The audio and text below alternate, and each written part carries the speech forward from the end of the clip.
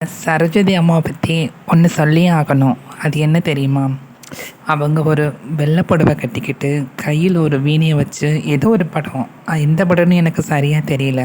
அப்போ வெள்ளை புடவை கட்டிக்கிட்டு கையில் ஒரு வீணையை வச்சுக்கிட்டு அப்படியே உட்காந்துருப்பாங்க. அதை பார்த்தா அந்த சரஸ்வதி அம்மா உட்காந்துருக்க அந்த மாதிரியே இருக்கும். அவ்வளோ அழகாக பிரமாதமாக இருப்பாங்க. இவங்க மாடர்ன் ட்ரெஸ்ஸு அழகாக இருக்கும், ஆனால் அதில் துளியும் கவர்ச்சி இருக்காது. உதாரணத்துக்கு எடுத்துக்கிட்டிங்கன்னா, இவங்க நடித்த இந்த புன்னகை என்ன விலை அந்த பாட்டு எடுத்துக்கோங்க, நிலவென்னும் ஆடிக்கொண்டாலும் அந்த பாட்டு எடுத்துக்கோங்க, இல்லாட்டி தனிமையிலே இனிமே காண முடியுமா அந்த பாட்டு எடுத்துக்கோங்க, இல்லாட்டி ராஜாவின் பார்வை. அவ்வளோ ஒரு கண்ணியமான ட்ரெஸ்ஸாக இருக்கும். ஆனால் பார்க்குறவங்களுக்கு அது என்ன இருக்கும், இது ஒரு கவர்ச்சி ட்ரெஸ்ஸு அந்த மாதிரி சொல்லுவாங்க. ஆனால் உண்மைக்கு அது பார்க்குறதுக்கு அவ்வளோ தத்ரூபமாக செமையாக இருக்கும்.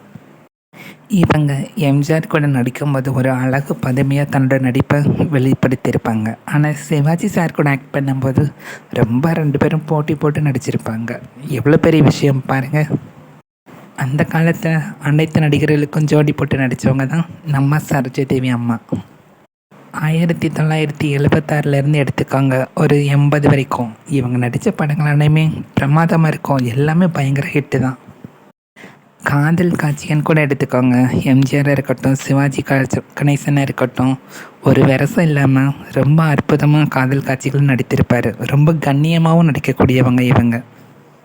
என்னை பொறுத்தளவுக்கும் இவங்க ஏவிஎம் சரவணன் அவங்க கூட நடித்து எம்ஜிஆர் கூட ஜோடி சேர்ந்து நடித்த அன்பை வாங்குகிற படம் ரொம்ப பிரமாதமாக இருக்கும். எனக்கு அது ரொம்ப ரொம்ப பிடிக்கும்.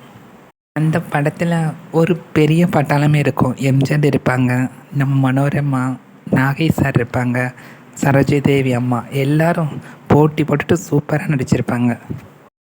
தனக்கான ஒரு பாதையை வழிவமைச்சிட்டு இப்படி தான் போகணுங்கிற நடிக்க வந்தவங்க தான் நம்ம சரோஜாதேவி அம்மா.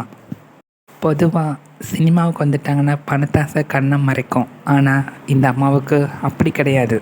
நடிப்பதை ஒரு தெய்வமாக நினச்சாங்க. ஒரு கண்ணியமான முறையில் நடிக்க ஆரம்பித்தாங்க. பேரும் புகழும் தான் வரணும்னு நினச்சாங்களே ஒழிஞ்சு பணம் வரணும்னு அவங்க நினைக்கவே இல்லை.